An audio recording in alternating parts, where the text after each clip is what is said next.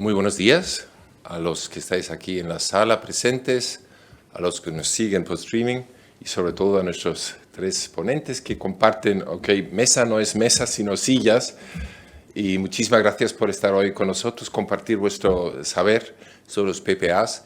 Es de los eventos que realmente estamos muy contentos de celebrar porque hemos tenido 80 inscritos, que para una cámara que pequeña, que somos pequeños, realmente muestra un interés enorme por el tema de los PPAs, tanto a nivel de usuarios finales como los que ya en los mercados están ofreciéndolos o que conocen muy bien el mercado. Gracias por estar con nosotros. Vamos a ver hoy un poquito con nuestros ponentes, que ahora os los presento, las tendencias actuales y futuros del mercado energético y en el entorno, en el contexto de los PPAs, de los Private Purchase Agreements, en especial los contratos de compra-venta de electricidad a futuro. Sabemos que la transición hacia un modelo económico más sostenible supone unos grandes desafíos en el sistema eléctrico. Queremos descarbonizar, pero cómo integramos las energías renovables en el sistema, cómo integramos los métodos de almacenamiento de energía no es del todo fácil y hoy vamos a aprender algo más sobre ello. Analizaremos la evolución hasta aquí del diseño de mercado, lo que vamos a ver en los próximos meses o años, influenciados fuertemente también por los cambios de regulación que nunca se sabe muy bien qué es lo que van a salir como próximo paso. Particularmente importante va a ser la gestión del riesgo en este contexto, cambios no solamente regulatorios a los que hacía referencia ahora mismo, sino sobre todo a los precios que son muy variables, muy volátiles para optimizar la cartera energética y el uso también de las herramientas más avanzadas en este mercado. El objetivo, pues, para el público que nos sigue hoy es darles una visión completa, certera, muy condensada sobre el presente y el futuro del mercado de electricidad, en particular derivado de la existencia de los PPAs. Voy a presentar brevemente a nuestros ponentes, o nuestras ponentes de mesa. Ana, aquí en primer lugar, ella es Ana Isabel Varillas, es Managing Director para Iberia y LATAM de una compañía que se llama Aurora Energy Research. La empresa es inglesa, ha crecido mucho en los últimos años hasta convertirse en la mayor empresa especializada en análisis de mercado eléctrico en Europa. Muchas gracias por estar hoy aquí, compartir tu saber y tus conocimientos. Marcos Domínguez es Head of Power Hedging and Liquid Markets en Aquila Clean Energy. Es empresa alemana, productora de energía independiente, con un enfoque en energía sostenible, fotovoltaica, energía eólica, terrestre, y el almacenamiento de estas energías. En mercados europeos, y particularmente también estáis presentes en España, muchas gracias por compartir. Decir también que Aquila ha sido los que en primer momento nos dieron la idea de hacer un evento sobre esto y lo hemos acogido con muchísimas ganas. Gracias por haber sido impulsor y hemos visto que hay mucho interés en el evento. Por último, Xavier, conocido no solamente Xavier Rivera de la casa, gran amigo de la casa, es director de comunicación, relaciones institucionales y sostenibilidad en nuestra empresa asociada, conocida por todos, BASF, ahí en España, en Alemania decimos BASF, y creo que no tengo que explicar quién es BASF. Necesitan mucha energía limpia además. Tradicionalmente han quemado mucho gas, todavía queman mucho gas, pero quieren quemar cada vez menos, electrificarse cada vez más, por lo cual los PPAs son para ellos algo, ¿no?, core business casi. Así que muchas gracias por estar con nosotros y comentarnos toda la temática desde el punto de vista del usuario final. Ronda de preguntas. Primera pregunta. Ana, empezamos por ti. ¿Qué cláusulas contractuales son las más debatidas actualmente a la hora de firmar un PPA? Y por si hubiese algún novato entre los asistentes, quizás 2 palabras, cómo se conforma el PPA en general, y luego nos hables de las cláusulas más novedosas que no se estiraban antes y hoy sí. Deciros que para esta primera ronda queremos tener unos 10 minutos, 3-4 minutos de respuesta para que todos podamos estar.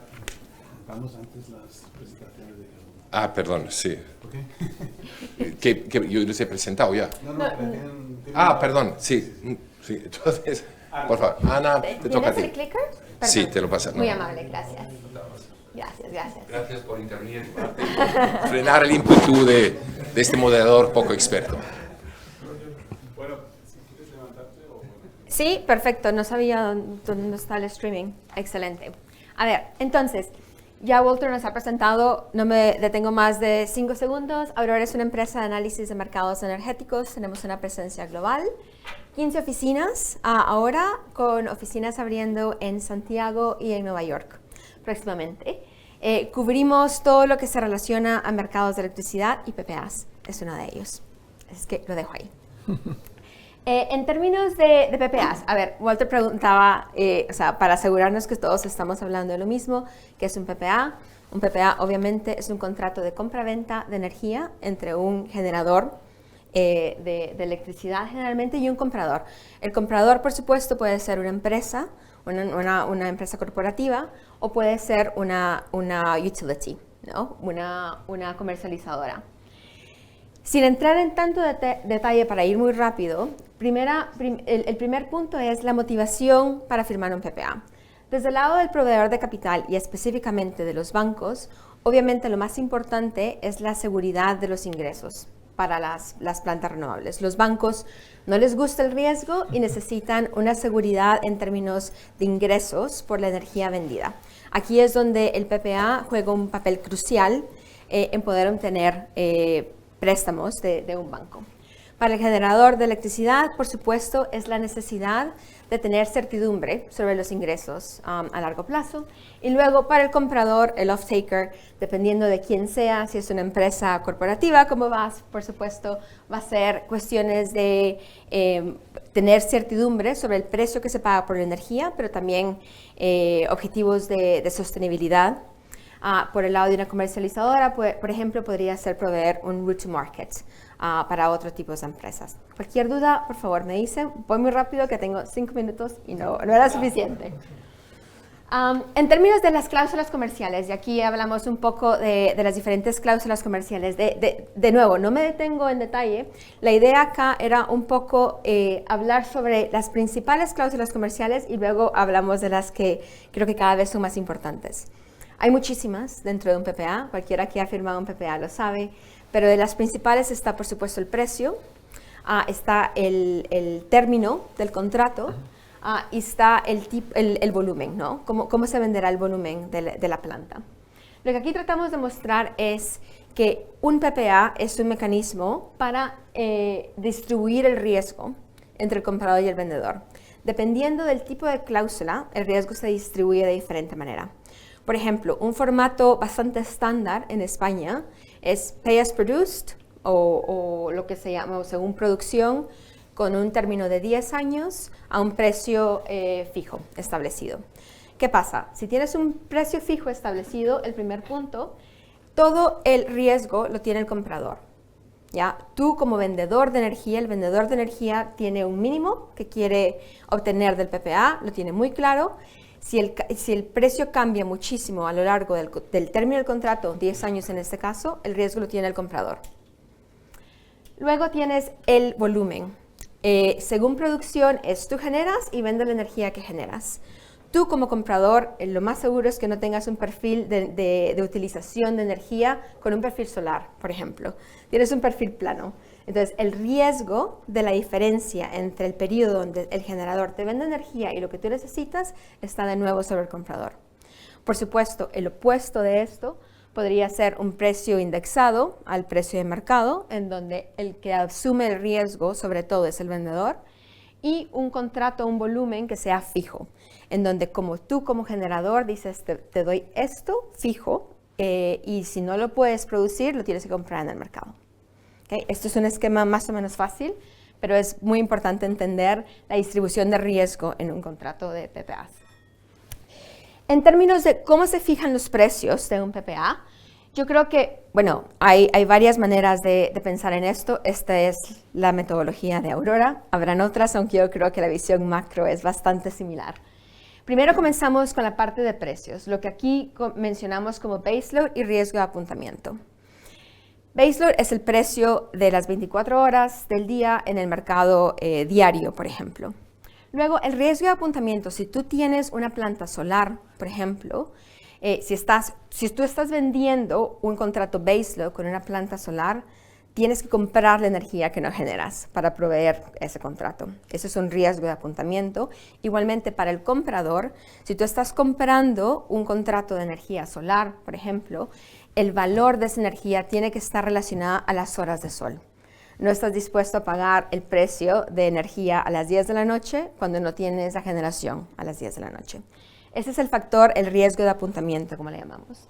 Luego tienes otros costes adicionales, por ejemplo, el coste de cobertura. Si eres un utility, estás comprando el PPA, y aquí la mejor persona para explicarlo es Marcos, pero estás haciendo un hedging constante para manejar el riesgo de ese contrato. Igualmente, hay riesgos de precios. En un futuro, cómo evoluciona el precio, podrás tener una idea, pero hay un riesgo masivo en términos de la evolución de ese precio. Todo esto afecta el precio del PPA. Luego tenemos un último término, que es lo que le llamamos calibración de mercado. ¿Qué es la calibración de mercado? Cuando nosotros hacemos un análisis de los precios de PPAs, hay otros factores. Por ejemplo, si tienes un mercado donde tienes demasiada oferta y muy poca demanda, lo más probable es que tengas un precio que se ajusta muchísimo a lo mínimo que requiere un generador de energía. Si tienes lo opuesto, un mercado donde tienes mucha demanda y poca oferta, posiblemente puedes poner un precio un poco más alto si eres vendedor de esa energía. Hablamos en la diapositiva anterior, hablábamos que lo principal es el baseload y el riesgo de apuntamiento. Entonces, para entender cómo se pone el precio de un PPA, es importante entender la evolución de los precios de mercado.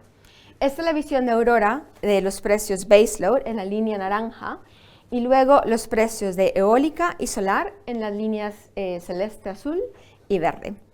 Lo importante de esta gráfica es de que es muy distinto tener un PPA para una planta solar en donde el valor de la energía es muchísimo menos que el precio baseload y una planta eólica en donde el valor de la energía es más cercano al precio baseload.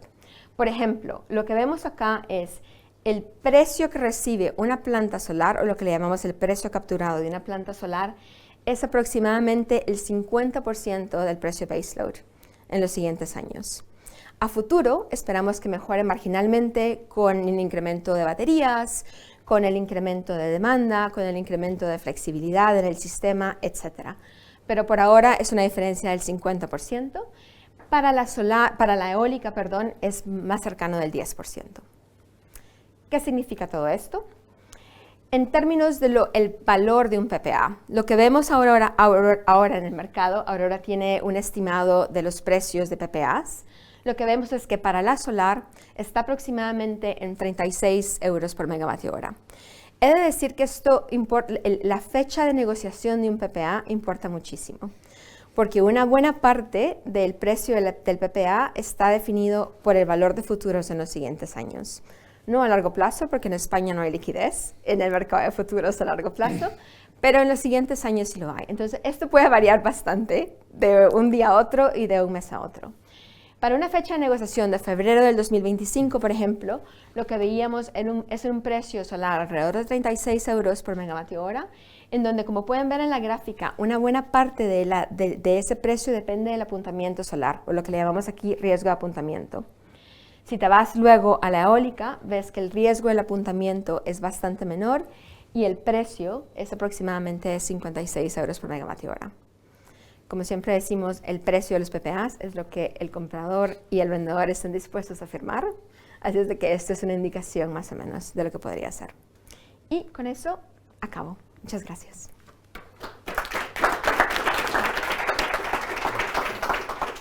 Muchas gracias. Ha sido just in time. Y espero que todos hayan notado que aquí se han dicho cosas muy, muy confidenciales. Pero Perdón. como nuestra nuestra ponente aquí tiene confianza, pues ha compartido información confidencial. Muchas gracias. Marcos, te toca. Muchas gracias. Bueno, pues Walter ha comentado anteriormente qué es Aquila Clean Energy. Aquila Clean Energy es la parte renovable dentro de lo que sería el Grupo Aquila. El Grupo Aquila, inicialmente siendo el pilar fundamental, siendo Aquila Capital Investment Gesellschaft, que es el gestor de fondos con prácticamente 15 billones de euros bajo gestión. Luego tendríamos Aquila Clean Energy, que es la parte renovable, el desarrollador renovable, con un pipeline cercano a los 13 gigas. Su homólogo en Asia-Pacífico, con un pipeline bastante inferior, en el entorno de los 2 gigas. Y luego ya pequeñas áreas, pero que están con gran crecimiento, como es AQ Compute, desarrollador de data centers, y toda la parte de Green Logistics, de centros logísticos, todo bajo un marco de sostenibilidad total. Si hablamos más en concreto de lo que es Aquila Clean Energy o ACE, como lo llamamos dentro de la casa, iniciado en 2006, presente en 13 países, ahí veis la variedad de tecnologías, fundamentalmente fotovoltaico, eólico y almacenamiento, porque vemos que para todo este tema de la transición energética, la descarbonización del sector, se necesita, el almacenamiento es uno de los pilares fundamentales. Pero bueno, vamos un poquito más a dónde estamos en tema de lo que es el sector eléctrico en España. Y la verdad es que, Ana Isabel, gracias por la presentación, porque me has dejado las cosas muy llanas para continuar. Como vemos, el mix de generación en España, cuando se habla de transición energética, en España no vamos nada mal. Como podéis ver, la generación renovable ha subido y sigue subiendo. Esto se ha debido, sobre todo, a la alta instalación de fotovoltaica en los últimos años. Veníamos de tener muchísimo eólico. Esto ha cambiado dramáticamente la formación de los precios, como veremos a continuación en la siguiente slide. También vemos que la demanda eléctrica durante los últimos años ha tenido una tendencia decreciente. Esto ha sido fundamentalmente a temas de eficiencia energética. Al final, el cambiar las ventanas en las casas, que parece algo menor, es de un impacto brutal a la hora de consumir menos, que es algo también fundamental. No solo hay que electrificar la economía, pero hay que ser más eficientes en cómo se electrifica. Entonces, Ana María venía diciendo de cómo integramos, Ana Isabel, perdona, cómo integramos las renovables y tal. No solo tenemos que ser nosotros los que sepamos integrarlas, y por eso decidí poner esta gráfica sobre las restricciones técnicas. Red Eléctrica tiene su incentivo máximo es a tener un sistema seguro, confiable, que no haya apagones, etc. Al haber mayor penetración de renovables es todo menos seguro, porque dependemos de cuánto sopla el viento, cuánto sol haga, y eso es variable, y los forecasts muchas veces no están de acuerdo a lo que finalmente se produce. Y sin embargo vemos que, pese a tener muchos más renovables en 2024 que en 2023, han sido capaces de integrarlas mejor, no teniendo estas restricciones en fase 1, que son las restricciones que nadie quiere tener porque son las que no se compensan. Pero veamos qué ha ocurrido con los precios. Los precios, pues esto es una forma de poner los precios que en vez de ser la típica gráfica continua, donde se ven los saltos, las subidas, las bajadas, esto da una idea de la estacionalidad y cómo han ido cambiando. Tenemos 2021 y 2022, que debido a la crisis del gas, la guerra en Ucrania y demás, se tuvieron precios por all over the shop, como dicen los ingleses, pero que ya en 2024 están retornando a los precios que hemos visto en años anteriores. Pero hay que mencionar especialmente los ratios de captura. Ana Isabel mencionaba que es importante para un activo fotovoltaico cuál es el precio capturado de ese activo fotovoltaico. Si lo vemos en la relación entre ese precio capturado y el precio baseload al que hacía referencia, es lo que sería el ratio de captura. Vemos como el año pasado, hemos tenido ratios de captura de la solar muy por debajo de lo que veníamos otros años. Y vemos que si se ve el precio medio horario, cómo se tiene toda esa zona central del día, que es lo que los ingleses, y empezaron en California, que son donde hacen los eslóganes mejores y los mejores marketings, la famosa curva de Pato, pues aquí en España la estamos viendo. Y de hecho eso se ve en la frecuencia de horas bajas, donde no teníamos prácticamente ninguna. Sí que es cierto, yo recuerdo años atrás una Semana Santa donde coincidió una bajas presiones viniendo por el Atlántico, que sí que tuvimos un montón de precios ceros, pero eso ya hace muchos años, y sin embargo hemos tenido una época que prácticamente ninguno, y esto ha ido creciendo en los últimos años. Pero hablando del mercado de PPAs, ¿cómo está la salud del mercado de PPAs en España? Pues, hombre, está muy bien. El año pasado nos llevamos la medalla de oro, cerrando por encima del doble de capacidad de lo que se cerró la medalla de plata, que fue Alemania. O sea que estamos bien. Hay una demanda de PPAs, hay unos compromisos de descarbonización por parte de las empresas. Todo esto, y luego también hay unos precios que en España están muy por debajo de lo que podemos encontrar con ciertos PPAs en otras geografías. Pero estas estructuras es un mercado que sí, en efecto, ha crecido mucho, está muy fuerte, pero vemos que ya las estructuras tradicionales del pay as produced, 10 años, los precios que Ana Isabel estaba diciendo, pues ya el mercado va evolucionando. Entonces, ¿cuáles son las tendencias que estamos viendo en los mercados actuales? Una fundamental es multitecnología. Ya el tema de que solo sea fotovoltaica, solo eólica, baterías que estamos viendo ahora que se está fomentando. Ahora lo que está en boga, lo que se está demandando es multitecnología, es juntar los dos, intentar un perfil lo más plano posible, que se acerque lo más posible al baseload. Y lo bueno que tenemos es que el fotovoltaico, que se produce sobre todo en verano, con el eólico, que se produce sobre todo en lo que sería primavera, empezando otoño e invierno, pues es muy complementario y ofrece un perfil bastante plano. Luego también multicomprador, para reducir todos los riesgos de contrapartida. El 24/7, que sería ya la máxima evolución, pero llegará en un futuro. Y luego el tema de cláusulas cero es algo que se está tratando mucho más. Hace años, cuando se firmaba un PPA, la cláusula de precios negativos casi ni se miraba, porque mirabas al pasado y veías que no había habido precios negativos.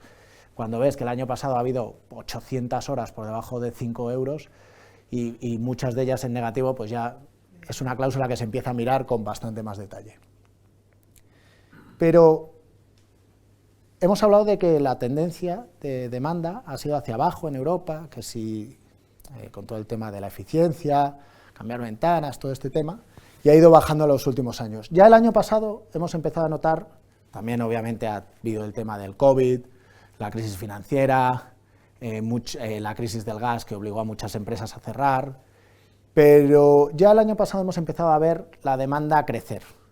¿Y qué es lo que vemos? Bueno, esto es un estudio de Goldman Sachs que ve que todo este decrecimiento que hemos visto del menos 0,5 año tras año, pues se va a convertir en un 3,6 positivo.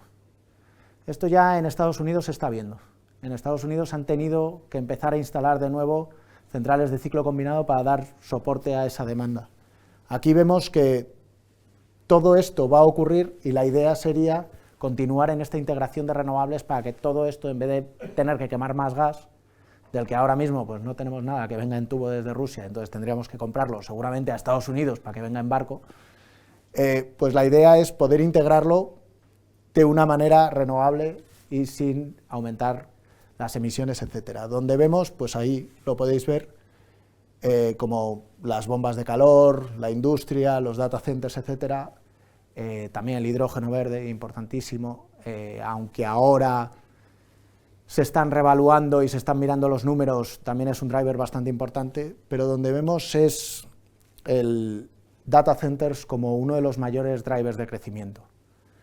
Entonces, para acabar, os dejo 3 gráficas que a mí, la verdad, cuando las vi, realmente sí que son de los de mind-blowing. La inteligencia artificial generativa, ChatGPT, ha sido la tecnología mayor adoptada en el mundo. Cuando vemos el tiempo necesario para conseguir 100 millones de usuarios, cuando todo el mundo tiene Instagram y lleva 30 meses, en ChatGPT lo consiguió en 2.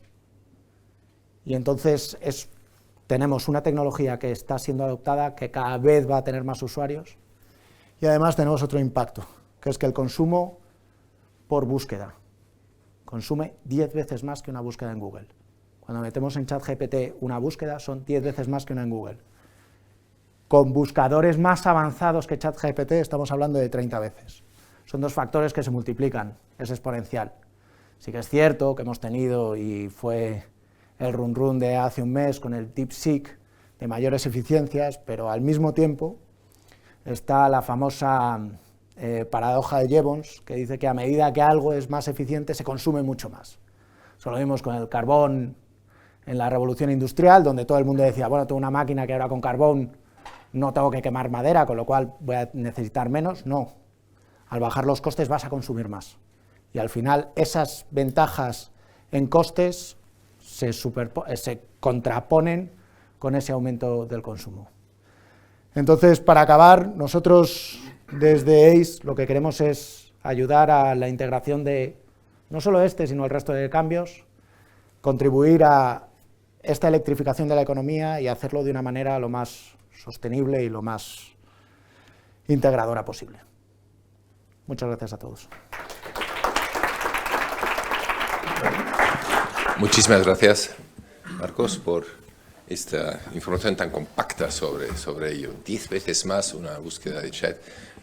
Permito el pequeño inciso. Ayer estuvimos reunidos aquí con varias instituciones. Una de ellas dijo que habían tenido una reunión en clausura para ser mucho más verdes, mucho más sostenibles, y entonces querían ser entidad verde. Entonces, a mí no se me ocurrió aconsejarles no uséis ChatGPT porque están justo empezando a ponerlo a funcionar. Mucho mejor que plantar 4 plantas más en el jardín o lo que sea, pues será no usar ChatGPT y quedarse fuera del mercado probablemente muy pronto. Muchas gracias. A ver, desde el punto de vista del usuario. Yo, antes que nada, primero me estoy sintiendo fatal porque esta mañana me he pasado el viaje en AVE desde Tarragona hablando con ChatGPT, entonces mi consumo es el que es. Y después, así como Marcos le agradecía a Ana que le había dejado, ¿no?, la pelota en el sitio perfecto, y yo lo que les agradezco son a los dos que han hecho ya la masterclass, y yo vengo a contar cómo lo hacemos nosotros como consumidores. Todos los conceptos técnicos ya están dados. Si alguien venía a escuchar conceptos técnicos, ya se puede esperar a que vuelvan Marcos y Ana. Antes decía Walter que nosotros somos unos fenomenales quemadores de gas. La industria química, por definición, es gasintensiva. Y de hecho, el reto del que voy a hablar ahora es que vamos al reto de pasar a ser electrointensivos. La electrificación de nuestra industria es la clave para poder descarbonizarla. Para que os hagáis una idea, solo nuestra fábrica de Ludwigshafen, que es nuestra matriz, consume el 4% de todo el gas que se consume en Alemania. Todo el gas, el 4% en solo una fábrica. Por lo tanto, cuando estamos hablando de descarbonización, tenemos que dibujar este marco para ver los retos que tenemos. Yo voy a hablar de esto. Nosotros, a finales de 2021, anunciamos nuestro reto de neutralidad climática para 2050, con un hito intermedio en 2030, ¿vale? A alcanzar el 25% de reducciones en alcance 1 y 2 en comparación a 2018. Yo que no soy un habitual de las discusiones técnicas, me parecía poco. Y el reto de la neutralidad climática a 2050 me parece que es básicamente la asunción que estamos cogiendo las grandes corporaciones. No va quizás más allá.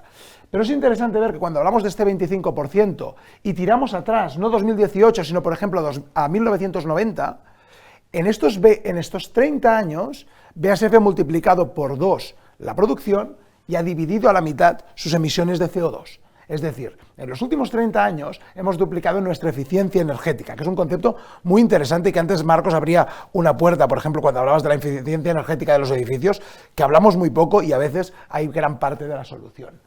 Entonces, para ello, para llegar aquí, asociamos una inversión desde ahora hasta 2030 de 3.000 millones de euros para llegar primero a este reto de aquí, que supone alcances 1 y 2, y también un 15% menos en alcances de 3.1, que son aquellas materias y servicios que compramos a nuestros proveedores. Todo para llegar al net zero en 2050. ¿Cuál es la hoja de ruta o los peldaños que vamos a subir? Pues el primero es centrarnos en el máximo de consumo posible de electricidad procedente de fuentes renovables, ¿vale? Este es el primer peldaño. A día de hoy solo estamos llegando al 20%. Hoy ya estamos llegando al 20%, depende del punto de vista en el que se mire. El segundo punto va a ser convertir aquellas energías que hoy proceden de quemar gas, básicamente la electricidad y calor, de también electricidad 100% renovable. Y después, cuando ya hablemos de que somos 100% renovables, es cuando metamos ahí también todo el tema de materias primas. Esto, en esta slide, aunque es un poco compleja, se ve un poco mejor. Aquí es lo que os indicaba de cómo ha sido la caída del consumo o de emisiones, perdón, de CO2 entre 1990 y 2018, el baseline de este nuevo objetivo, y aquí vemos cómo lo tenemos que conseguir, el papel que juega la electrificación. Este papel que juega la electrificación es la clave o es parte de entender por qué los PPAs son clave para nosotros, y es lo que ahora voy a contar después. Transformar la generación de vapor en base ya no a quemar gas, sino en base a energías renovables. El cambio de tecnologías. Veis que aquí tiene muy poco impacto las materias primas renovables, pero esto es porque solo estamos hablando de alcances 1 y 2. Ahí le vemos mucho impacto en alcances en la huella de carbono de nuestros productos. En vuestro mercado nos ayudáis a descarbonizarnos. Nosotros somos una compañía basada en ciencia que ayudamos a descarbonizar a nuestros clientes. Cuando nosotros estamos trabajando aquí en España con Inditex, con empresas de detergencia, etcétera, lo que estamos ayudando es, con nuestra ciencia, a que ellos descarbonicen y que nosotros en casa, por ejemplo, podamos poner una lavadora y lavar con agua fría, que se vaya igual a la suciedad, y descarbonizar también un hogar. O podemos crear una manera de inyectar en unas construcciones, porque en España se construye mucho con cámara de aire, para hacer eficientes energéticamente hablando los edificios que tienen 40, 50, 60 años. Nos dedicamos a esto. Por eso, si miráramos el alcance 3, ahí veíamos un crecimiento. Para conseguir esto, nuestra estrategia es la siguiente. Se llama Make or Buy, ¿vale? Y es ahí donde entran la combinación de los PPAs. Primera opción, donde podemos comprar la energía, la compramos. Allí donde hay energía verde disponible, cuantiosa y competitiva, la compramos. PPAs. Mejor ejemplo, y después entro un poquito en ello, un acuerdo en 2021, que antes cuando hablabas tú, Ana, del momento en el que se negocia el PPA, siempre que me encuentro la gente de Engie me dijo, lo negociasteis en muy buen momento. Firmamos un PPA con Engie a 25 años de energía procedente de plantas terrestres en España para suministrar todas las plantas posibles nuestras en Europa. Pero antes decía, ese proceso de electrificación va a suponer, como marcaba también las gráficas de Marcos, que en los próximos años vamos a multiplicar por 2 y por 3 nuestros consumos eléctricos. No tenemos suficiente. La industria química necesita energía renovable, cuantiosa, estable y competitiva. Son los 3 elementos clave. No tenemos suficiente hoy en el mercado para comprar y la decisión fue fabricar nuestra propia energía. Por eso invertimos, por ejemplo, en este, que es el mayor parque eólico marino del mundo, en este caso en una joint venture con Vattenfall y con Allianz, ¿vale? Que creo que produce, no me quiero equivocar, creo que son, bueno, está aquí, ¿no? 1,5 gigavatios. Lo encontraré, ¿eh?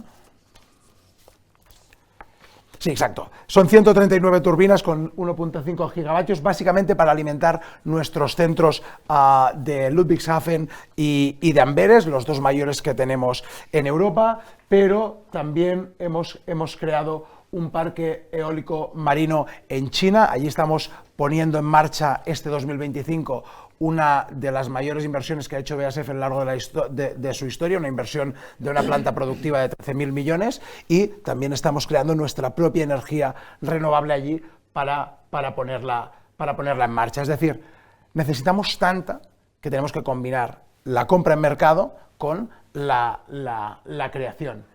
Y 3 ejemplos que no tengo tiempo de entrar en ellos, pero para que veáis cómo se combinan. Estamos investigando con la competencia cómo electrificar los crackers. Los crackers son las grandes instalaciones de la industria química donde todo empieza, donde empieza la cadena de valor. Producen unas 250 millones de toneladas de CO2 al año. Aprox, el consumo o las emisiones que tiene un país como España. Electrificar estos procesos es una reducción del 90% del consumo. En Tarragona tenemos la mayor fábrica del sur de Europa. Solo sustituyendo turbinas por motores eléctricos estamos consiguiendo reducciones de 34.000 toneladas anuales de CO2. Este año vamos a cambiar otro, vamos a pasar a 70.000 toneladas menos, solo con un cambio de una turbina por un motor. O ahora mismo el gobierno alemán nos ha concedido pues 310 millones para la construcción de esta bomba de calor, creo que es la mayor bomba de calor del mundo, que no sé si en espacio era el equivalente a 500 campos de fútbol.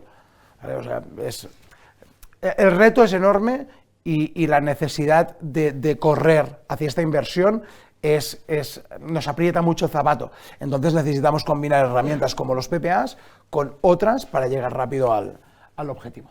Que al final no es otro que ser conscientes de que el futuro nosotros vemos que será sostenible o no será, y para que sea sostenible tiene que ser descarbonizado y circular. Muchas gracias.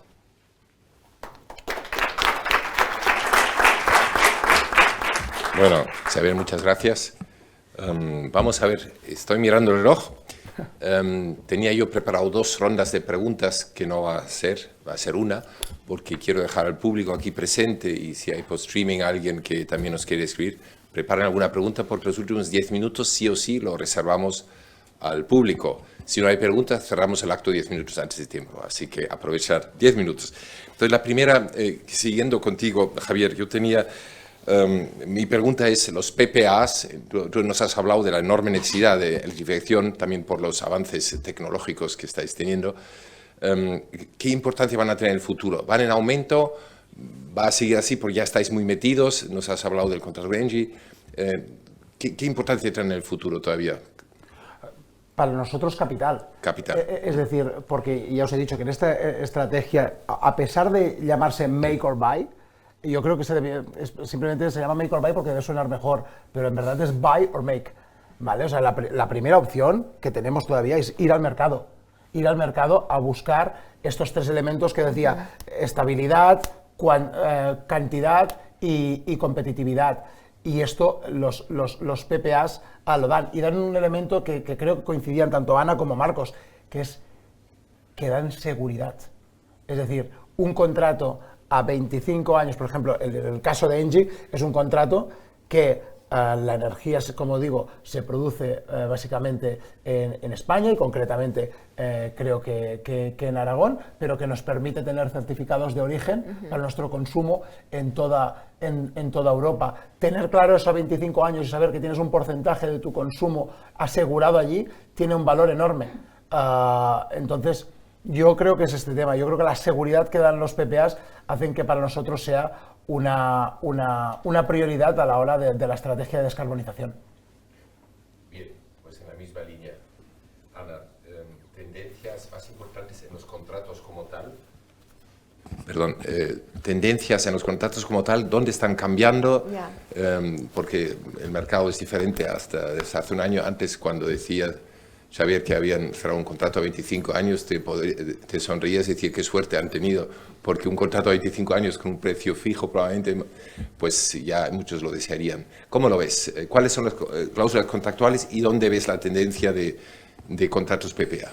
Bueno, yo creo que lo mencionaba Marcos, ¿no? Yo creo que está la parte de cada vez combinar más tipos de generadores, no solo solar, no solo eólico, sino que una combinación. Pero también mencionaba Marcos 2 cosas importantes de pasada en la presentación. Uno, son restricciones técnicas y mencionaba que hay ciertas restricciones técnicas, sobre todo a la fase 1, a bajar, que no se compensan. Eso es lo que se llama curtailment, ¿no? Yo creo que quien toma el riesgo de curtailment en un contrato de PPA es algo que cada vez se debate más, de nuevo, porque no era un problema muy grande hasta hace poco. Y a pesar de que sigue siendo más o menos inmaterial en la mayoría de casos, la expectativa es de que el curtailment suba muchísimo en los siguientes años. Entonces, este es un tema. Y el otro tema que mencionaba Marcos igualmente es el de los precios negativos. De nuevo, si ves los contratos que se firmaron no hace tanto, el concepto de precio negativo no existía verdaderamente. Existía en otros países, no tanto en España. Y muchos de los contratos no liquidan con precios negativos. Vemos cada vez más precios negativos y a pesar de que creemos que la cantidad de precios negativos va a disminuir a futuro, seguirá siendo bastante importante en los siguientes años. Entonces, tener un contrato que no liquida precios negativos puede eliminar 10, 20% del valor de un PPA. Es un tema súper importante que hay que manejar muy bien dentro de un contrato, ya sea teniendo cláusulas sobre cuántos periodos consecutivos tiene que ser el precio negativo para que no se liquide, qué es un precio negativo, verdaderamente es menos un céntimo o estamos hablando de 2, 3 euros, todo eso es absolutamente importante y yo creo que cada vez más crucial en la negociación de contratos.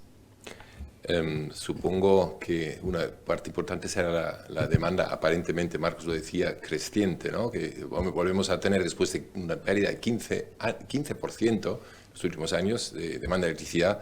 Se supone que hay sectores que van para arriba.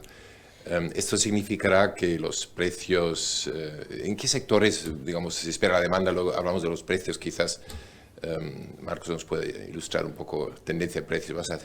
Vas a mirar la bola de cristal y decir dónde están los precios. Pero primero, ¿en qué sectores va a haber demanda fuerte de electricidad? Porque hemos visto que ha revertido, hemos visto así un poco bombas de calor, un poco de centro de datos. Cuéntanos un poco más dónde se viene. Comparto la visión de los sectores principales. Yo creo que industria puede crecer bastante más de lo que ha crecido históricamente, un poco por todas la electrificación y los objetivos de electrificación en industria. Centros de datos, posiblemente es de los más importantes. Hidrógeno, con todo el revuelo que hay en el sector. Yo creo que al menos en algunos casos puntuales sigue siendo una fuente de demanda. Además de productos de consumidores, me refiero a vehículos eléctricos, me refiero a bombas de calor, tanto industriales como comerciales. No comparto las proyecciones de Goldman Sachs. Esa curva me parece un poco extrema. Pero creo que sí hay... Extrema hacia lo alto, ¿no? Demasiado alto. Demasiado optimista, entre comillas. Al criterio, bueno, no solo mío, sino que de Aurora, creemos que hay bastante upside en la parte de demanda, no al extremo de Goldman Sachs, pero sí, creemos que va a subir bastante y eso, por supuesto, va a tener un impacto importante tanto en precios como en PPAs, por supuesto. Precios. A ver, la bola de cristal. ¿Dónde van a ir los precios de los PPA? ¿Es el momento para cerrar un contrato PPA con alguno de los productores? Hombre, hemos visto esta tendencia decreciente, sobre todo en los capturados, hemos visto cada vez más precios cero. Yo creo que el año 2024 ha sido una anomalía. O sea, el año 2024 hemos tenido una demanda que seguía muy baja, porque debido a todos los altos costes de gas, en España ha habido fábricas que han cerrado, ha habido muchísimas.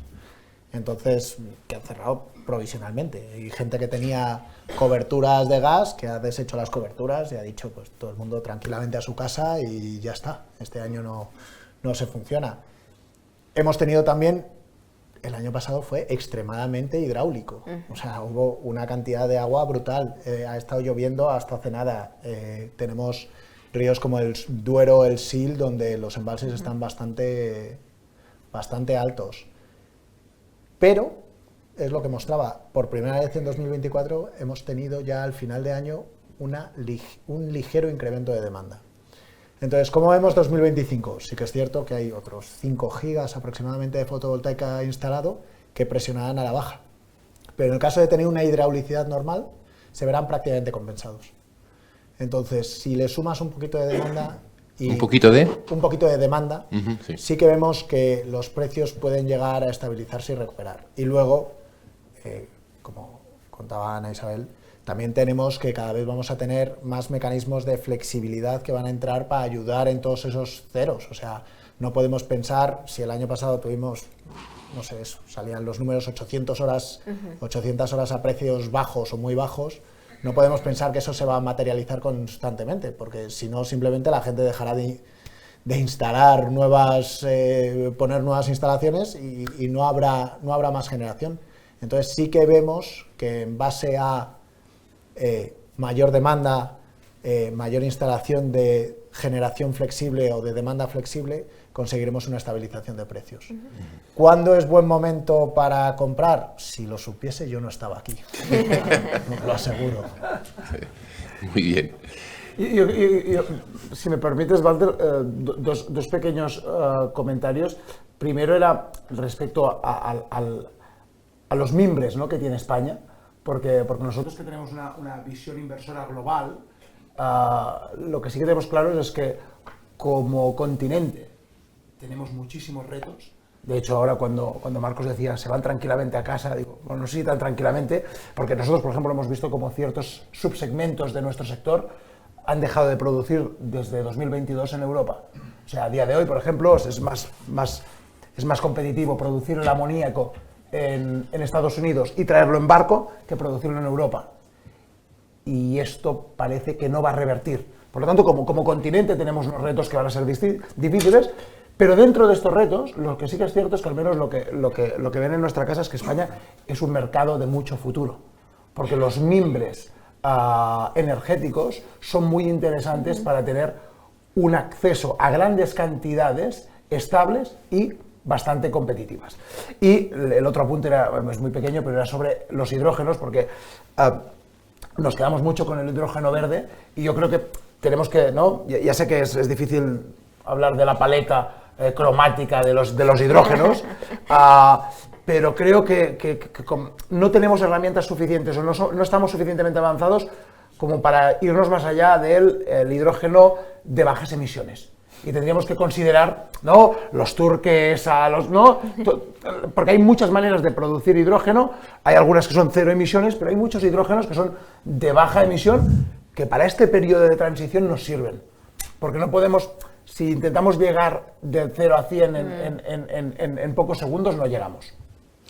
Yo diría, aprovechando el medio minuto que nos queda antes de abrir el diálogo, hay que ser pragmáticos, ¿no? Hay que ser pragmáticos, es lo que decía Ursula von der Leyen, inaugurando sus nuevos 4 años, haciendo alusión al Green Deal y a la enorme tensión que hay con la obligación de ser competitivo en Europa. Es decir, no podemos intentar coger el sol con la mano y de paso pues morirnos de hambre todos, ¿no?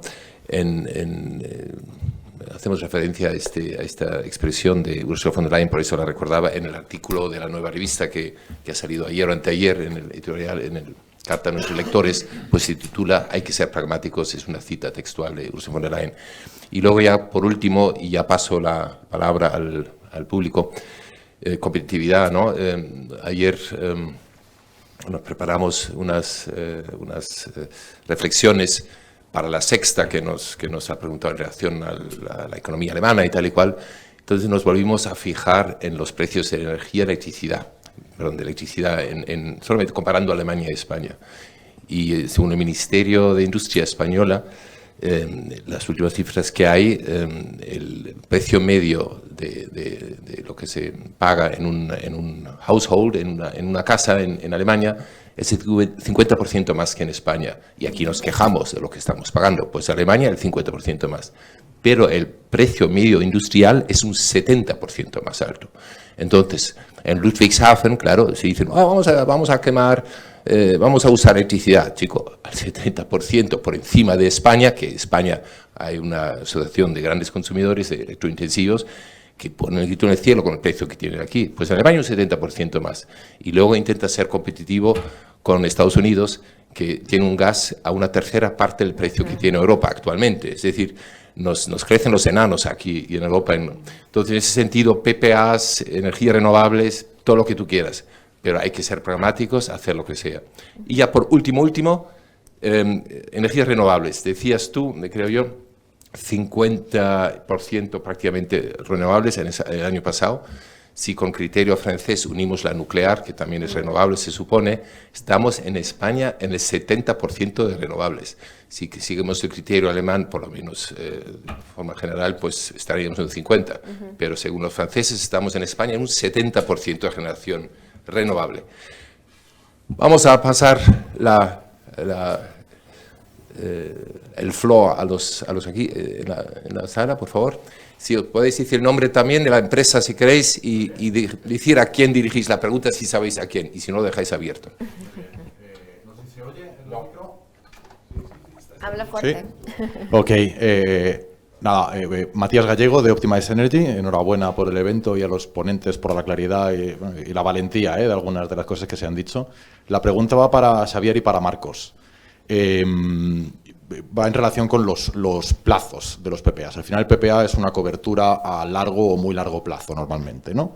Y la pregunta es, bueno, pues ¿dónde veis vosotros el equilibrio entre las ventajas de un PPA a muy largo plazo, este de 25 años, que es todo un logro, ¿no?